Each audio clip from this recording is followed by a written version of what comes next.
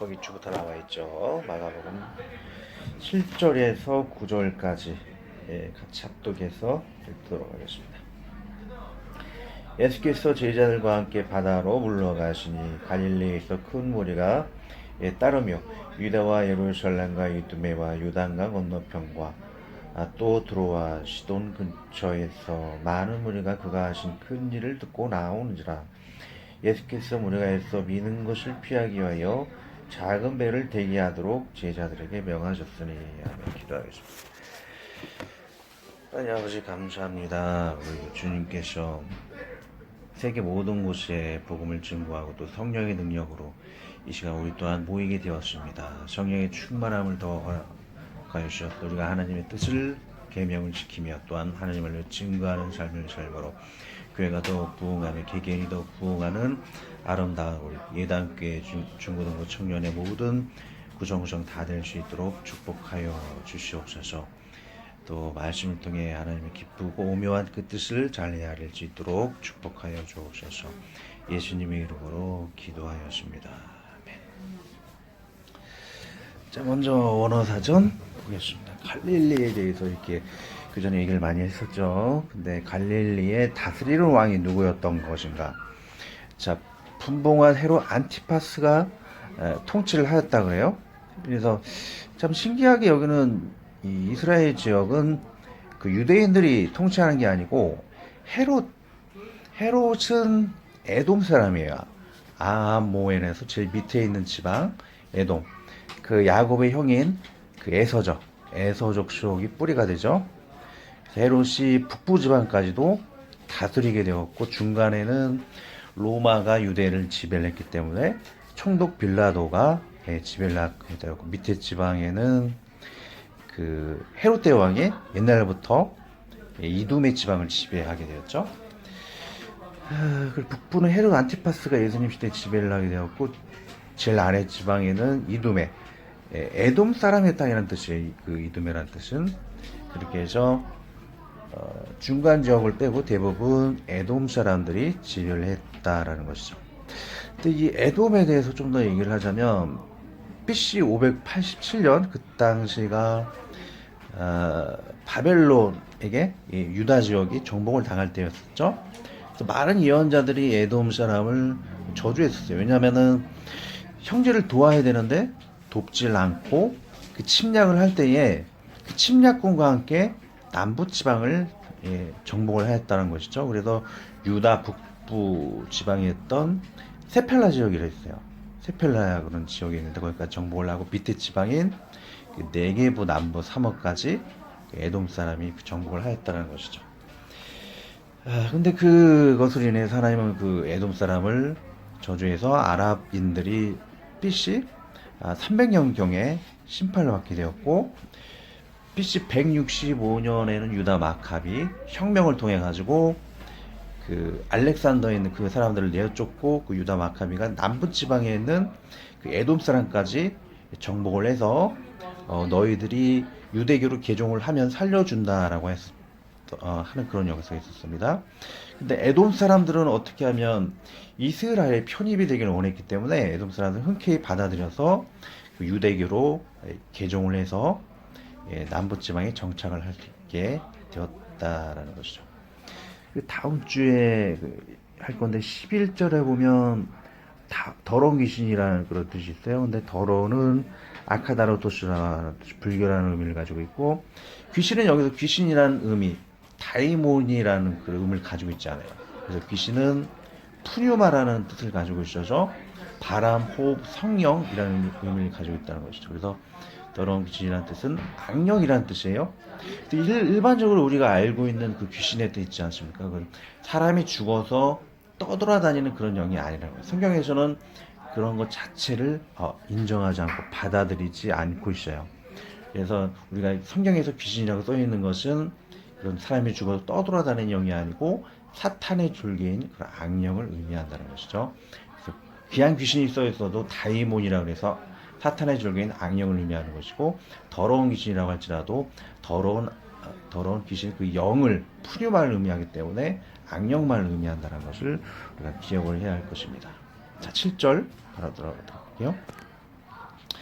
예수께서 제자들과 함께 바다로 물러가시니 갈릴리에서 큰 무리가 따르며라 그래요.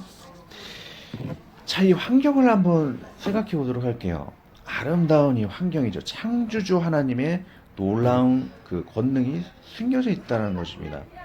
헤르몬 산에 있는 3,000m의 그 산에서 그 얼음의 물이 막 흘러내리고 있어요. 얼마나 깨끗하게 그 물이 흐르고 있겠습니까? 그 흐르는 물이 갈릴리에 고이게 되고 그 주위는 굉장히 풍성한 곡창지대를 형성하고 있다라는 것이죠. 그런 아름다운 환경에서 예수님은 그 바다에서 해풍이 불잖아요. 그 바람을 타고 그 수많은 모인 사람들에게 설교를 하고 계세요. 그래서 해풍을 타고 그 예수님의 설교가 그 바람에 따라 이렇게 사람들에게 흘러가고 있는 모습이죠. 그 넓은 갈릴리의 풍성한 곳에서 해풍을 받으며 설교하는 그 모습을 한번 상상해 보면 하나님의 영광의 포스를 느낄 수 있다는 거예요. 영광의 포스. 포스가 위협적인 카리스마라고 그러죠. 또 카리스마는 정할 수 없는 은혜를 의미한다 그래요. 왜냐하면 이런 엄청난 영광의 포스를 예수님께서 느끼게 할 수 있는 그 이유는 이 모든 것들의 창조주인 것이라는 것이죠. 눈과 물과 산과 이 강들을 하나님께서 창조하셨기 때문에 이러한 영광의 포스를 느낄 수 있다는 것입니다. 이 날은 말씀을 선포하는 이 날은 약속을 이루는 날이요, 그리고 은혜 받을 그런 날이라는 것이죠. 자, 그 예수님의 그 약속에 하나님의 약속에 대해서 우리가 생각을 해볼 필요가 있는데, 자, 우리가 구원받는 이유, 이스라엘 민족이 구원받는 그 이유는 무엇일까요? 자, 그것은 바로 약속이라는 것이죠. 다른 말로 언약이라는 것이고 맹세라는 것이죠. 우리가 천국 가는 이유는 하나님의 약속 때문에 천국을 가는 것이고, 이스라엘 백성이 구원을 받는 이유는 약속을 이루는 날이기 때문에 그들이 구원받는 거라는 사실이에요. 자, 신명기 9장 5절과 요한복음 제가 읽어드릴게요.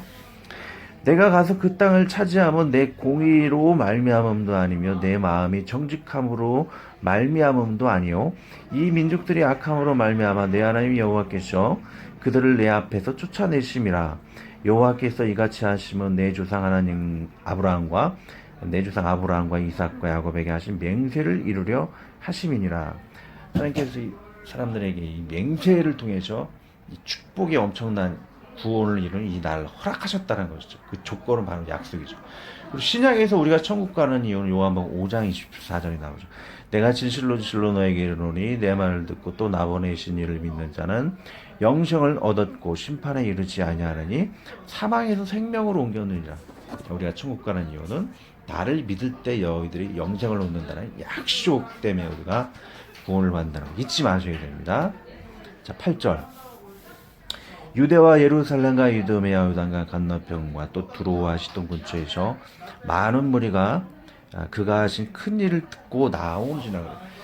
자, 유대와 예루살렘은 이스라엘 중심, 사방에서 예수님께 나오고 있는 것을 볼 수가 있죠. 이두메는 아까도 얘기했듯이 남부지방 네게부 사막을 이야기하는 것이죠.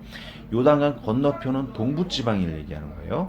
두로와 시돈은 북서쪽, 그러니까 동서남북 모든 곳에서 예수님께서 구원받으러 나오고 있는 것이, 또 병치유함 받게 나오는 사람도 있고, 또 어떤 사람은 예수님을 흠잡아서 그 실족하게 하려는 그런 이유도 있겠죠. 근데 내가 봤을 때는 그래요. 예루살렘은 예수님을 흠잡은 그런 지역이긴 하지만 지금 복음을 증거하는 이 지역, 갈릴리 지역은 많은 사람들이 예수님을 믿고자 하는 사람들이 더 많이 이렇게 모였다라는 것이죠. 자, 사도행전 1장 8절을 보면 오직 성령이 너에게 임하시면 성령이 임하시면 예루살렘과 온 유대와 사마리아와 땅끝까지 이르러 내 증인이 되리라 하셨어요. 성령이 하나님께서 임한 사람들은 모든 지역에서 디아스포라 같이 복음을 증거할 수 있는 능력을 주신다라고 했고, 근데 모든 지역에서 예수님께 그 사람들이 나와오는 이유는 성령이 그들 가운데 역사하셨기 때문에 그들이 예수님께 나올 수가 있다는 것이죠. 지금 우리 많은 형제 자매님들이 나오셨는데, 자, 생각을 해봐요. 인간적으로 생각을 해봐요. 주일날 놀러 가는 사람도 많고 학원을 가는 사람도 많고 스포츠를 그런 스포츠를 하는 그런 사람도 있을 거예요. 근데 그런 걸 하지 않고 이렇게 복음을 그렇게 많은 희생을 하면서 복음을 듣기 위해 이렇게 나오는 이유가 뭘 거야? 그것은 그런 인간적인 그런 마음을 이겨내고 성령의 역사가 있기 때문에 여러분들이 이 자리에 나왔다라는 것입니다. 근데 요즘 세상을 보면 좀 제약을 하는 그 성령 해방적인 제도적인 모순이 있는 것 같아요. 우리나라 같은 경우에는 주일에도 주말에도 이제 학원을 하기 때문에 나오지 못하는 학생들이 많은 경우가 있고, 그리고 일본 같은 경우에는 주말에 강제적으로 스포츠를 행사하게 돼 있어요. 우리나라 같이 태능 선수촌이 있어서 스포츠 하는 사람은 모아가지고 그 사람들만 시키고 일반 사람들은 자유를 주는 게 아니고, 일본은 그 일반인들도 스포츠를 할 수 있게 해버려서 주말에 완전히 다 스포츠를 하고 강제적으로 하게 되다 보니까 주의를 성수할 수가 없어요. 그런 성령을 해방하는 제도적인 모순이 있다라는 것이죠. 근데 우리나라 같은 경우에는 제가 이제 그 조희연 교육감이 주일날 이게 학원을 이제 강제적으로 없애고자 하는 그런 제도를 마련하려고 그래요. 근데 굉장히 좋다라고 생각을 해요. 주일날 학원을 나오는 게 우리나라 그런 잘못된 관행인데, 그걸 없애버리고 학생들이 쉴 수 있도록 그런 제도를 마련하려고 그러는데, 우리가 그것을 위해서 같이 기도를 해야 할 것입니다. 자, 9절 한번 읽고 마치도록 할게요. 예수께서 무리가 에워싸 미는 것을 피하기 위하여 작은 배를 대기하도록 제자들에게 명하셨으니. 자, 이 예수님이 제자를 둔 이유가 그거예요. 목사님도 얘기했지만 제자를 둔 이유는 복음을 증거하는 것뿐만 아니고, 예수님을 만지면 병을 치유받는다는 그런 생각들이 있기 때문에 수만 명이 예수님을 만지려고 달라든다고 생각해봐요. 도저히 감당이 안 되죠. 그래서 제자들을 이렇게 두는 이유는 둘러싸서 예수님을 밀어내서 압사당하지 않기 위해서, 그런 이유도 있다고 생각을 해요. 이 제자들이 완전히 형성이 안 되는 그런 지금 상황이었기 때문에 예수님은 배를 준비해서 따로 나가서 배에서 이렇게 설교를 하시기 위해서 거리를 두는 것을 보셔야습니다. 자, 우리 거리를 둔다라는 것을 잠깐 한번 짚고 넘어갈 필요가 있는데, 신학자들은 그래요. 이 거리를 두는, 배를 띄워서 거리를 두는 이유는 많은 사람들로 하여금 내가 너희들이 왜 나왔다는 걸 한 번 더 생각을 하기 위해서 거리를 둔다는 것이죠. 너희들은 예수님께 병치유함만을 받기 위해 나오고 있지만 그것이 복음이 아니다라는 거예요. 복음이라는 것은 하나님의 계명을 준수하고 하나님의 아들이라는 것을 증거함을 통해서 너희들에게 영생을 얻게 하기 위한 것이라는 것이죠. 그 텀을 주기 위해서 복음이 무엇이라는 것을 한 번 생각해 볼 수 있는 여유를 주기 위해서 떠났다라고 신학자들이 생각을 하고 있습니다. 자, 그렇다면 병치유함 받기 위해 사람들이 나왔는데, 그럼 복음이라는 것은 무엇인가? 자, 복음이라는 것은 하나님의 계명을 지키고 또 예수님을 하나님의 아들이라는 것을 증거한다는 것이죠. 또 이 두 가지 증거 가운데 어느 한 가지도 치우쳐서는 안 돼요. 내가 계명을 지켜서 아무리 성인 군자가 된다 할지라도 하나님을 믿지 않으면 지옥 간다는 것이죠. 나를 통해 다른 사람들이 성인 군자가 되어도 그 사람은 지옥 가요. 근데 역으로 내가 하나님을 믿는데 계명을 지키지 않아요. 완전 생활이 방탕해요. 그러면 또 구원받지 못하는, 회개 없는 구원파 같은 거가 된다는 것이죠. 두 가지를 다 계시록 12장 17절만 읽고 마칠게요. 이 두 가지를 지켜야지만 구원받는 거다라는 것이죠. 용이 여자에게 분노하여 돌아가서 그 여자의 남은 자손 곧 하나님의 계명을 지키며 예수의 증거를 가진 자들과 더불어 싸우려고 바닷물에 위에 서 있더라 그래요. 사단은 하나님의 계명을 지키고 예수님을 증거하는 자가 싸우려고 이 땅에 있다 그랬습니다. 우리 두 가지를 동시에 지키는 온전한 신앙 안에 거하도록 해보겠습니다. 기도하고 마치겠습니다. 주님 감사합니다. 우리가 영생을 얻고 이 자리에 복음을 듣게 되는 것은 성령의 역사여 또한 하나님의 맹세와 언약으로 인해 약속을 이루는 귀한 날이 되었기 때문입니다. 그 축복의 약속을 우리에게 허락하신 하나님께 영광과 감사를 드리나오며, 또 주말에 또 학원을 제도적으로 쉬게 도와주셔서 귀한 학생들이, 청년들이 나와 예배드리기에 좋은 환경도 제도적으로 잘 갖춰질 수 있도록 도와주옵소서. 나보다 하나님의 도우심과 은혜를 늘 간구하며 범사에 감사하고 주 예수 그리스도의 이름으로 기도드리옵나이다. 아멘. 예.